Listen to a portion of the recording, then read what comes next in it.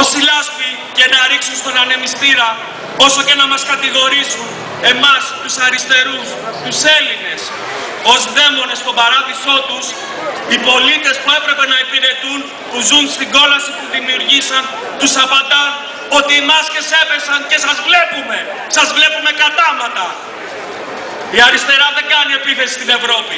Δεν προσπαθεί να βγάλει την Ελλάδα από την Ευρώπη. Απλά ζητάει δικαιοσύνη από την Ευρώπη. Από τις συμμαχικές και φίλιες χώρες που επί χρόνια ενίσχυε τις οικονομίες τους αγοράζοντας κάθε λογής καλούδι. Κανείς λογικός άνθρωπος, κανείς πολιτικός δεν μπορεί να ζητά από το σταυρωτή του λαού του να μπήξει πιο βαθιά τα καρδιά σε αυτόν.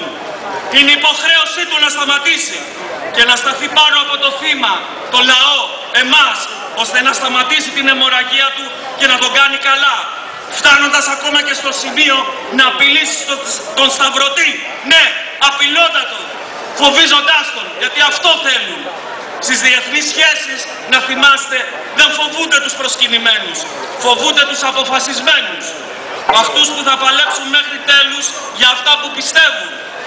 Το παιχνίδι ισχύως για την επικράτηση στην Ελλάδα βρίσκεται σε πλήρη εξέλιξη. Γι' αυτό πρέπει να το καταλάβετε, πρέπει να το δείτε. Το πειραματόζω, όπως είπε και ο πρώην Πρωθυπουργός Γιώργος Παπανδρέου. Στις 17 Ιουνίου οι Έλληνες πολίτες καλούνται να αποφασίσουν για την ελπίδα που τους έχει στερηθεί. Να πάρουν πίσω ό,τι δικαιωματικά τους ανήκει.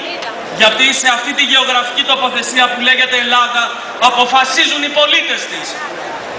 Και πρέπει να αποφασίζουν χωρίς απειλές, χωρίς φόβο, με γνώμονα πάντα τις πολιτικές θέσεις και το πρόγραμμα κάθε πολιτικού σχηματισμού που είναι υποψήφιος. Η αριστερά δεν είναι ο διάβολος του ελληνικού μέλλοντος και της Ευρώπης όπως την παρουσιάζουν, αλλά ο υποστηρικτής του ανθρώπου στο δικαίωμα του ΕΒΖΙΝ. Και όσοι μακαρίζονται στις 18 Ιουνίου θα υπάρξουν κεραυνοί, θύελλες και καταστροφές, πλανώνται πλανικτρά. Το διακύβευμα της επόμενης ημέρας δεν είναι αν θα έρθει ο Αντίχριστος ή η Αποκάλυψη, αλλά το αν θα υπάρξει η Ελλάδα που ονειρευόμαστε και θέλουμε. Και να θυμάστε, ο εφιάλτης και η ελπίδα μας βρίσκονται σε ένα τόσο μικρό φακελάκι. Σας ευχαριστώ.